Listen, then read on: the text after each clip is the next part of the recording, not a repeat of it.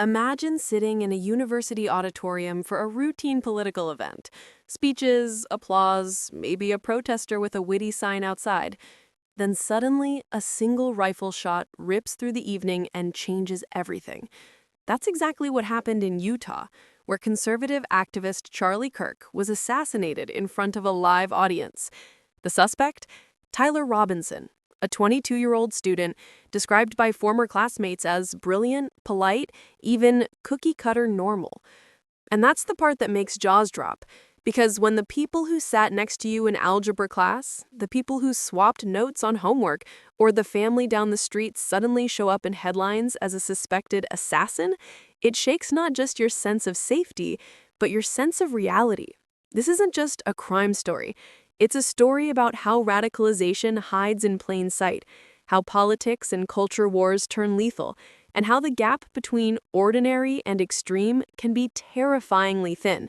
Today on Global Pulse News, we're breaking down 5 facts you need to know about the Charlie Kirk shooting and why the shockwaves stretch far beyond Utah. Picture this.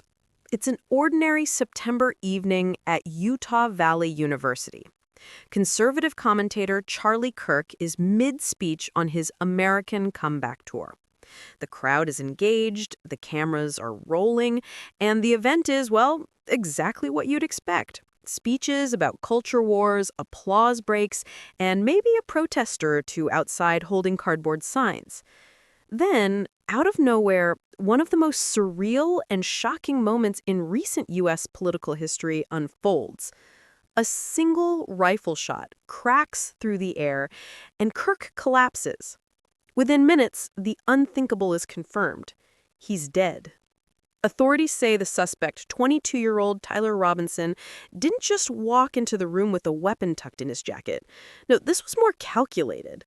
Investigators allege Robinson positioned himself on a rooftop overlooking the venue, armed with a bolt-action rifle, and fired one deadly round that ended Kirk's life on the spot. Think about the precision here. This wasn't chaos in a brawl. This was one man, one rifle, and one shot that reverberated across the nation. In the blink of an eye, the evening turned from routine political theater into a headline that would dominate every newsfeed in America. Within hours, law enforcement was swarming the area.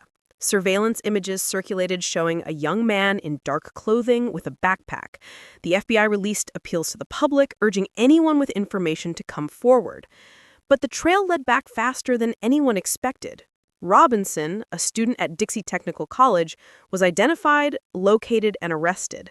When police matched evidence, including engraved bullet casings left the scene with cryptic phrases like, "Hey fascist, catch," the story became even stranger. This wasn't just an act of violence. It was a statement, albeit one delivered in a chilling and irreversible way. What makes this moment so rattling is that Charlie Kirk wasn't just any speaker.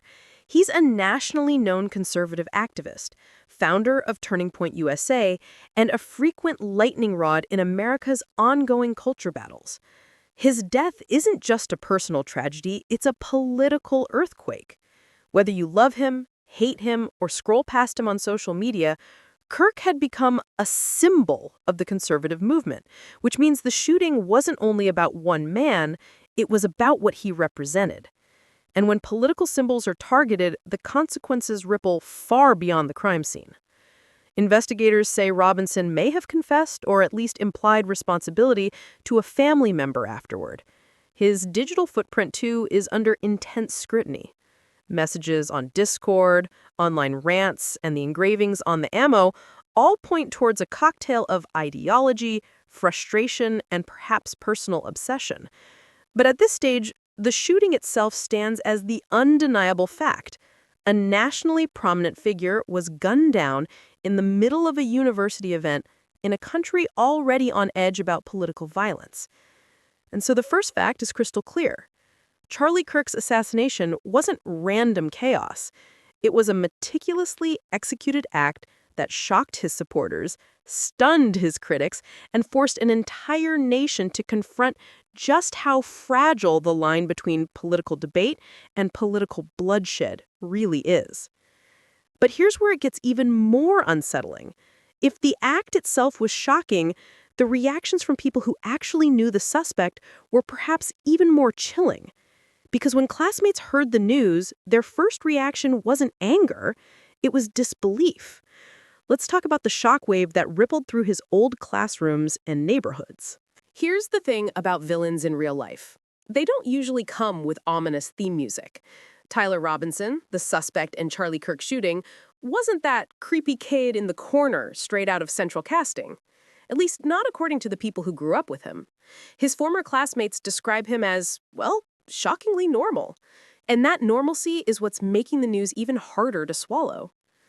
Take Jada Funk, a classmate who knew Robinson from as far back as kindergarten.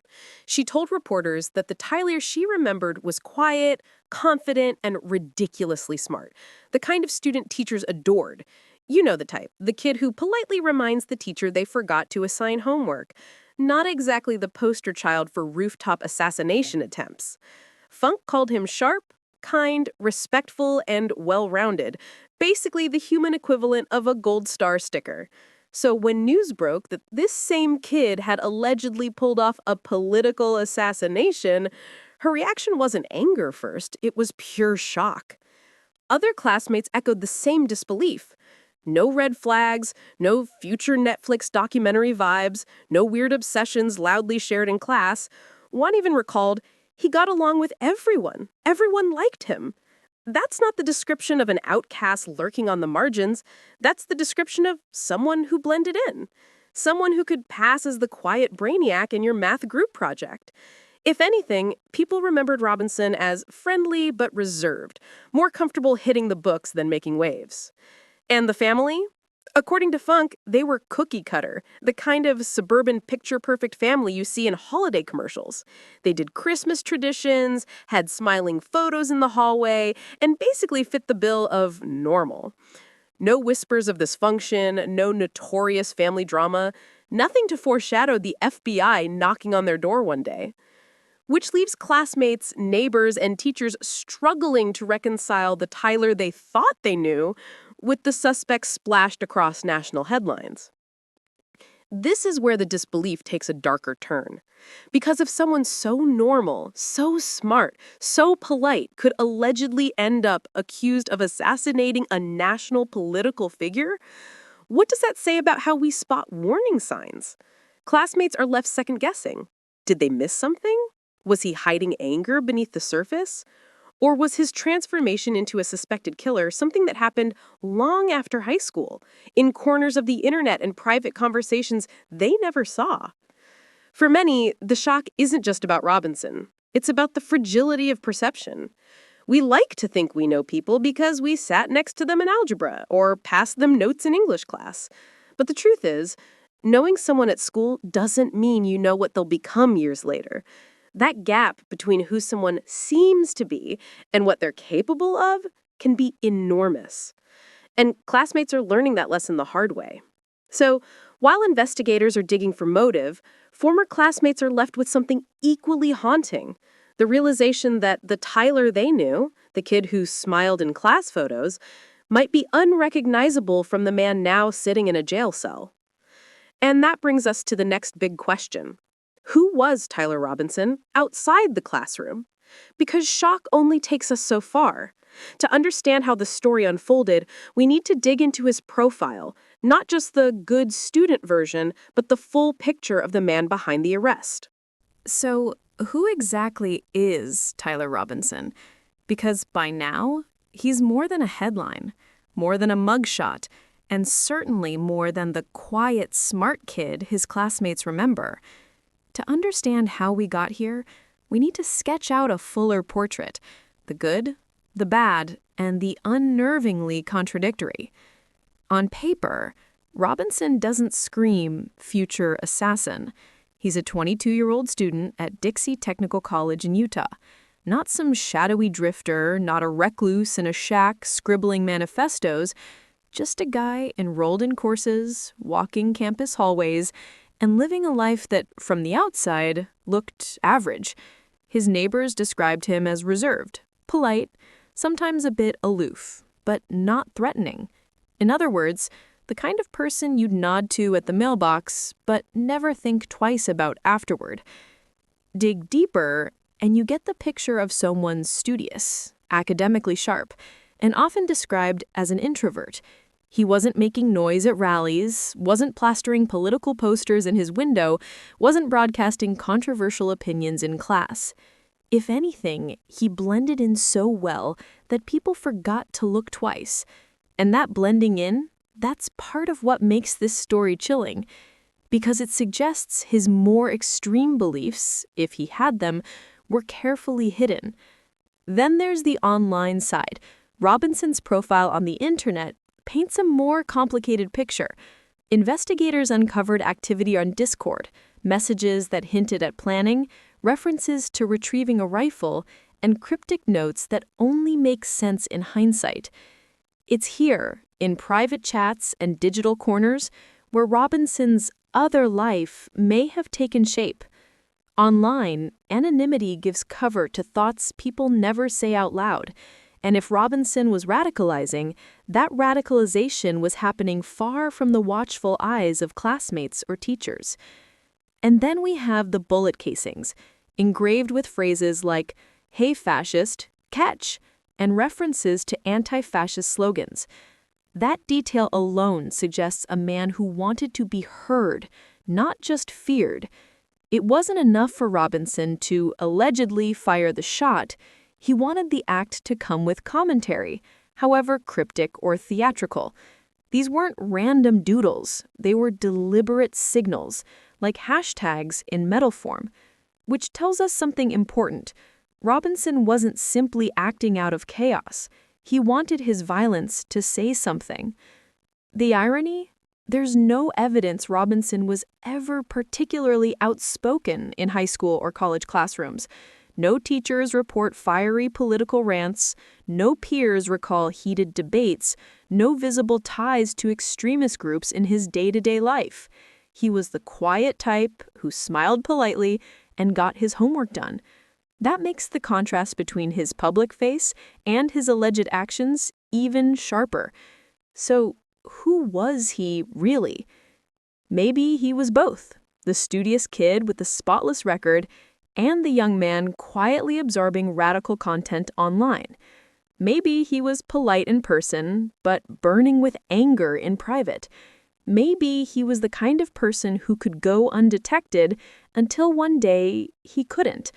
And that duality, the gap between the Robinson people thought they knew and the one investigators say pulled the trigger, is exactly what makes this case so unsettling. But knowing who Robinson was only raises a bigger question. Why? What twisted the quiet kid into a suspect accused of political assassination? To answer that, we need to look at motives, the clues left behind in engravings, messages, and online whispers. Here's the million-dollar question. Why? What would push a 22-year-old, described by classmates as polite and brilliant, to allegedly climb onto a rooftop with a rifle and assassinate one of the most recognizable conservative activists in America? Motive isn't just the courtroom puzzle, it's the societal one. And while investigators haven't stamped an official answer yet, the trail of breadcrumbs Robinson left behind paints a picture that's as complicated as it is chilling. Start with the rifle, a bolt-action gun, not some automatic spray-and-pray weapon. That alone suggests patience, calculation, and intent. He didn't stumble into this. He prepared. Then there were the bullet casings he allegedly left behind. One was etched with, "Hey fascist, catch." Another referenced Bella Ciao, the famous anti-fascist anthem sung in protests and pop culture alike. These weren't random graffiti, they were ideological Easter eggs, little calling cards designed to scream a message even louder than the gunshot. It's violence plus symbolism, a combination that makes investigators' ears perk up. Now add the digital evidence. Robinson's Discord activity reportedly included cryptic messages about picking up a rifle from a drop spot. Not exactly small talk. His online chats also reveal a growing political edge, critical of figures like Charlie Kirk and what he represented. This wasn't just personal dislike. It was a disagreement with Kirk's role as a cultural warrior, especially on issues like transgender participation in sports and gender identity. One roommate told reporters Robinson had strong opinions about these debates, though he didn't always broadcast them publicly. Online, though, it's a different story. Anonymity makes soapboxes taller. The bigger clue here is the shift. High school classmates say Robinson was never political, never ranting, never even really interested in guns. But by his early 20s, something had changed. Maybe it was the internet. Algorithms love to radicalize. Maybe it was personal. Frustrations about identity, belonging, or direction in life. Maybe it was the broader climate, a country where politics has turned into blood sport, where every debate is painted as a war for civilization. In that environment, someone like Robinson could have soaked up extremist rhetoric without ever waving a red flag until it was too late. And here's the irony. The shock from classmates, he was so normal, might be part of the problem. Radicalization doesn't always look like wild-eyed rants and tattoos of manifestos. Sometimes it looks like a quiet student with good grades and a hidden tab open on their laptop. Sometimes it's invisible until it explodes. That's what makes prevention so maddeningly difficult. So, what was Robinson's motive? Based on evidence so far, ideological frustration, wrapped in anti-fascist symbolism, aimed at a political figure he saw as the enemy. But motives are rarely one-dimensional. Was this about making a political statement? Personal anger? A desire to be remembered? Maybe all of the above. What's clear is that the clues Robinson left behind, from engraved ammo to digital footprints, point to a man who wanted his act to resonate beyond the bullet. He didn't just want to kill Kirk, he wanted to send a message. But here's the thing. When violence becomes the message, the fallout is never confined to one city, one state, or one victim. Because Robinson's alleged act isn't just a Utah story, it's a national alarm bell. Let's talk about why this matters far beyond the crime scene. Here's the thing. The Charlie Kirk shooting wasn't just about one man with one rifle and one target. If it were, the story would be horrifying but isolated. Instead, it's become a flashing neon sign about where politics, culture, and violence collide. Not just in Utah, not just in America, but in a world where ideology is increasingly weaponized. Let's start national. Charlie Kirk wasn't a fringe voice. He was the founder of Turning Point USA, a brand name in conservative politics and a staple in culture war debates. To his supporters, he was a warrior for traditional values. To his critics, he was a provocateur who thrived on outrage. Either way, his assassination doesn't just silence one man, it strikes at the heart of a movement. And when a movement's figurehead is targeted, it sends shivers through political spaces everywhere. Suddenly, campus events, rallies, and speeches feel less like debates and more like potential battlegrounds. That's not democracy. That's intimidation by bullet. Politically, the ripple effect is enormous. Conservatives will point to this as proof that anti-fascist rhetoric has crossed the line into outright terrorism. Progressives will caution against overgeneralizing, arguing that one violent act doesn't define an entire ideology. In between, ordinary Americans are left wondering, are we now living in a country where political assassination is back on the menu? It's not paranoia, it's precedent. Zoom out to South Asia, Europe, anywhere else watching from afar. They see in Robinson's act a pattern familiar to their own struggles. lone wolf attacks born of radicalization, often shaped in online echo chambers.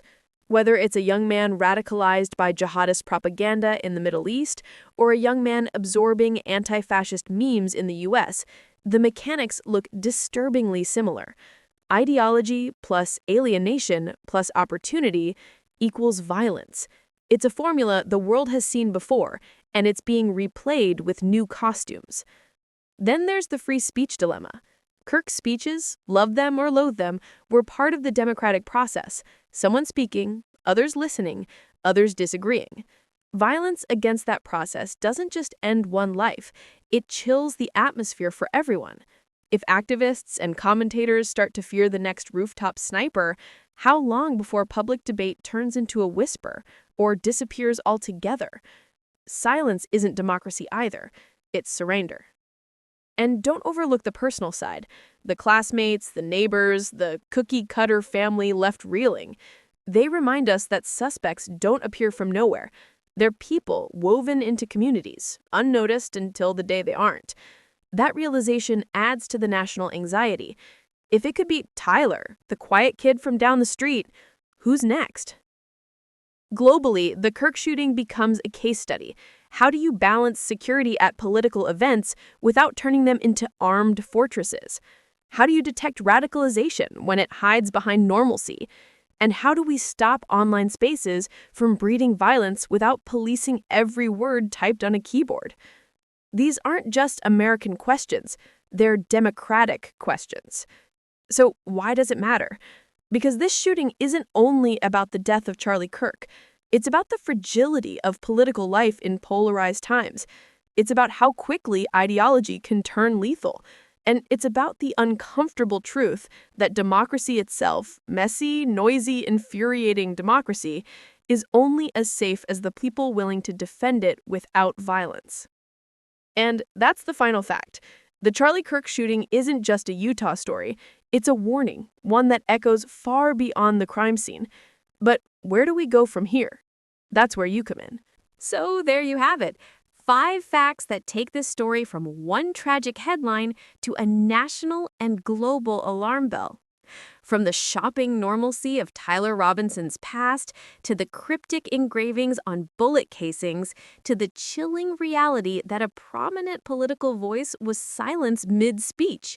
This isn't just about Utah. It's about democracy under fire, literally. Now, I want to hear from you. Does this case show that political violence in America has entered a new phase? Or is it the act of one radicalized individual, not a wider trend? Drop your thoughts in the comments, because this isn't just a conversation for analysts or politicians. It's a conversation for all of us who care about the future of public debate. If this breakdown made you think, hit that like button, subscribe to @GlobalPulseNews for more bold, no-fluff dives into stories shaking the globe. And share this video with someone who still thinks political polarization is just words. Stay sharp, stay curious, and remember, when the world pulses, we keep the beat.